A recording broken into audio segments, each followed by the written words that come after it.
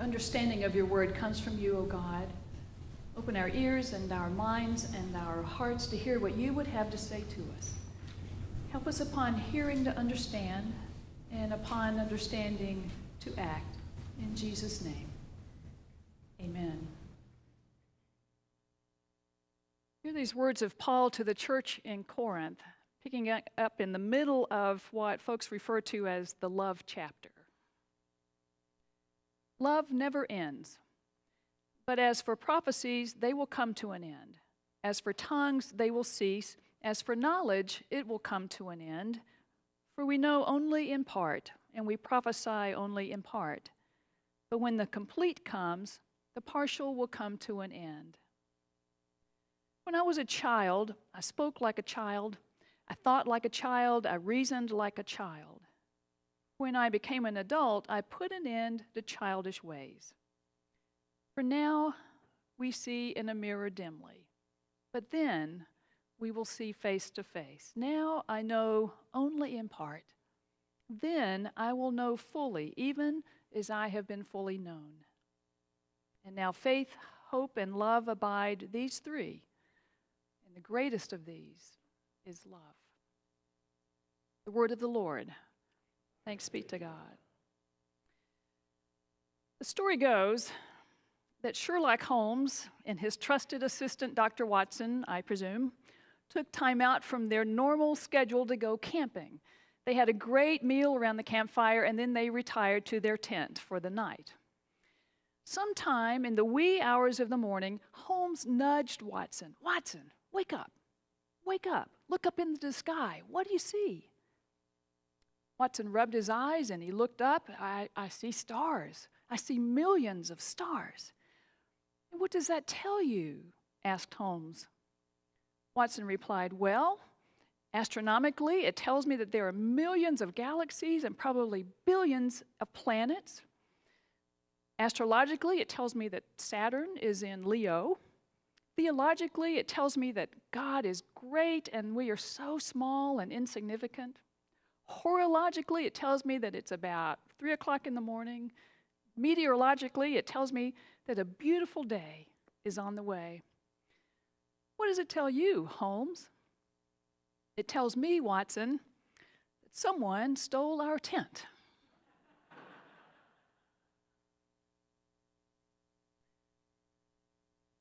Theodore Roethke, a Pulitzer Prize-winning poet, once wrote, "In a dark time, the eyes begin to see." In a dark time, the eyes begin to see.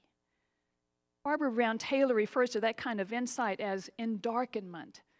It's another example of how she takes the common understanding of a word or a phrase about darkness and turns it on its ear. Here's how she ponders it.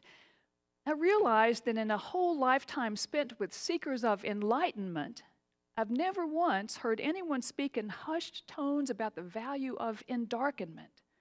The great mystics of the Christian tradition all describe it as part of the journey of God. But it's been a long time since The Cloud of Unknowing was on anyone's best-selling list. The Cloud of Unknowing was an anonymous work on contemplative prayer back in the 14th century. It was all about letting go of our preconceived notions on what we think we know of God, and instead being open to how God will let God's self be known to us.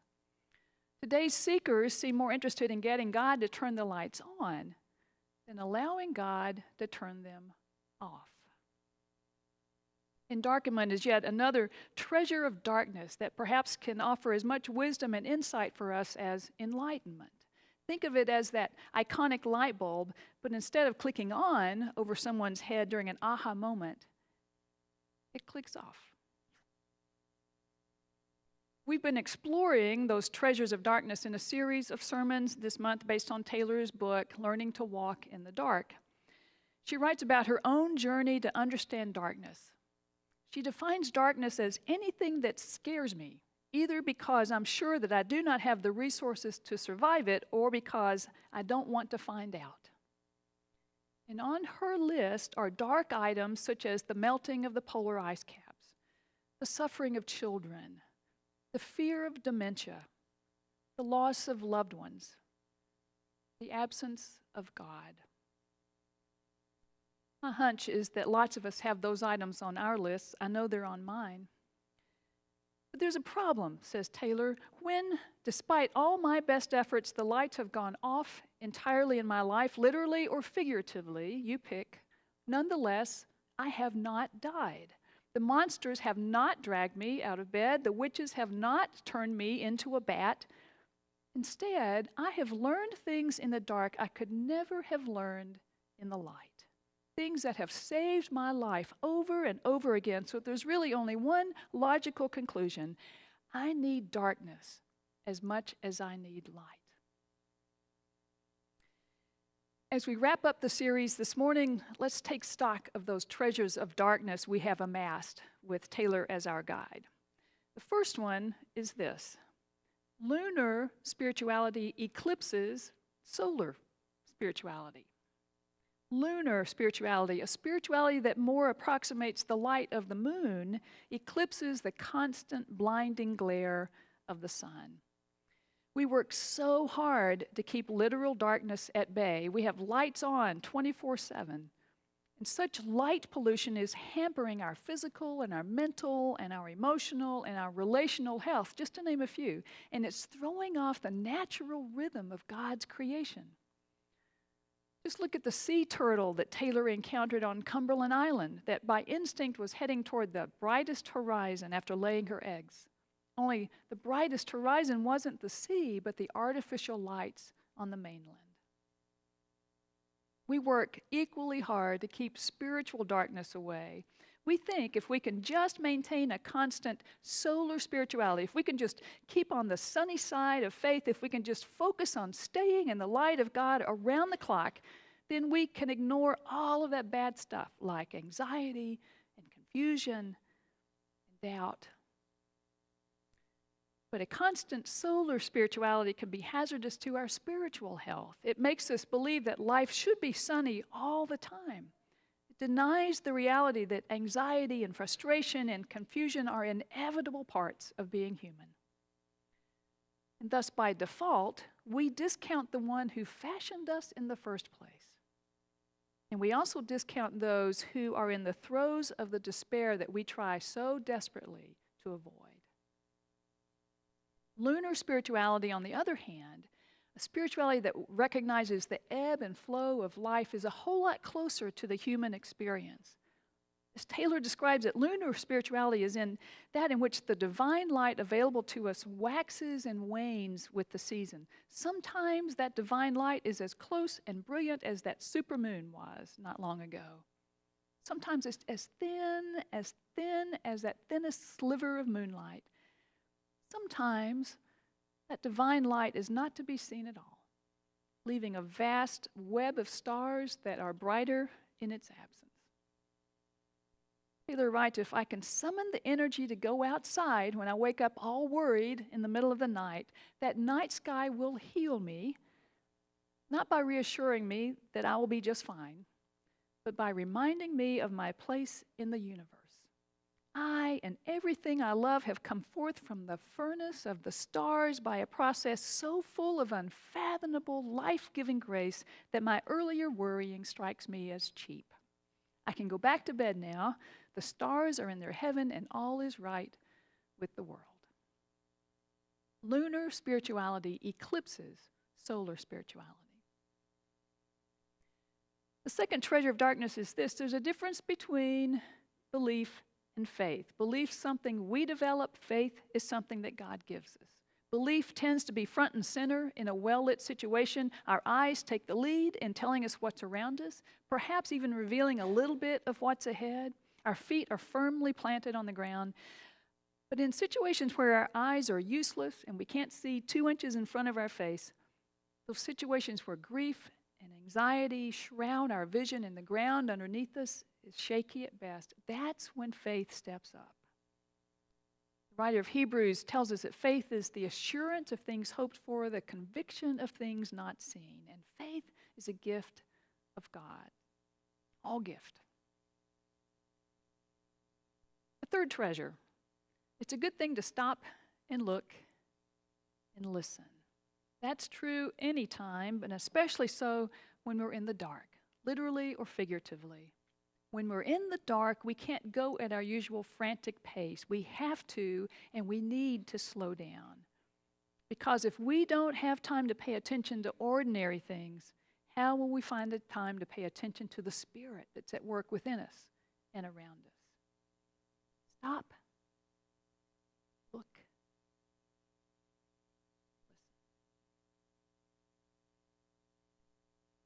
And the final treasure of darkness is this. God does some of God's best work in the dark. You've heard that said all 4 weeks now. You can repeat it with me. God does some of God's best work in the dark. Jesus is the light of the world, and in him there's no darkness at all, writes John in the 4th Gospel. Let's dig a little bit deeper.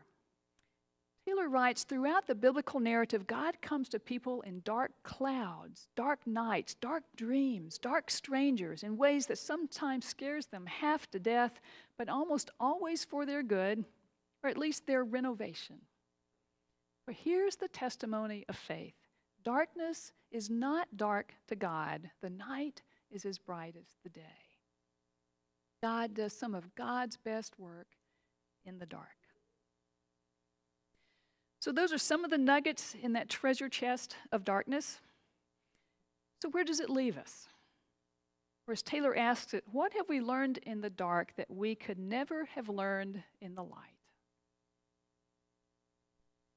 There's a chapter in Taylor's book where she describes her experience of going caving for the first time, as she teams up with a couple of folks who are experts in the field, or in the cave, as it were.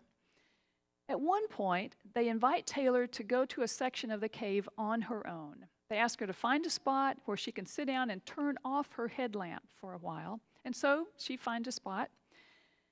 And here's how she describes what happens next. When I reach up to turn off my lamp, I see something impossibly sparkly just above my head. It's a long, thin fissure in the rock that's full of tiny crystals, every one of them catching the light and tossing it back and forth. What better souvenir of my day in the cave? I aim my headlamp at some pieces that have broken off. I choose one with the most glitter in it, and I put it in my backpack.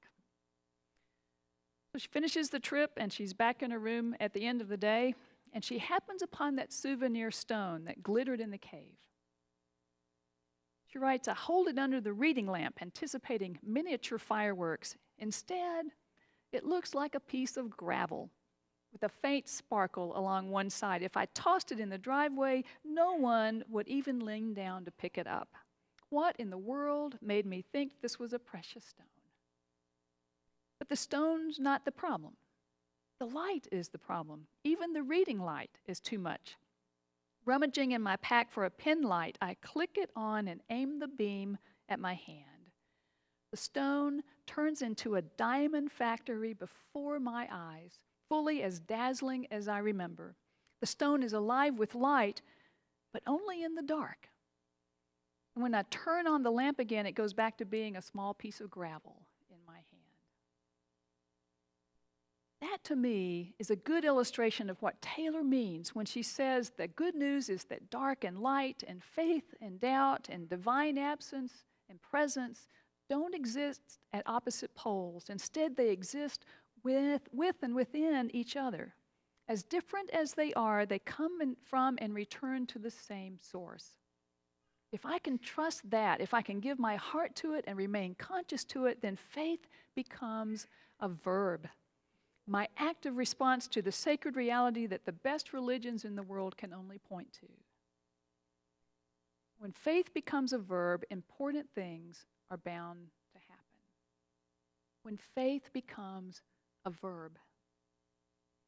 Pray God that that will happen in Gaza, in Mosul, in northern Nigeria, at the U.S. border, in all the dark places of our world and our lives. For now we see in a mirror dimly, writes the Apostle Paul. The King James Version reads darkly. Now we see in a mirror darkly. Some days, that's the best we can hope for, darkly. Sometimes we can't see it all. But thanks be to God, that seeing is not left up to us. Paul goes on, then we will see face to face.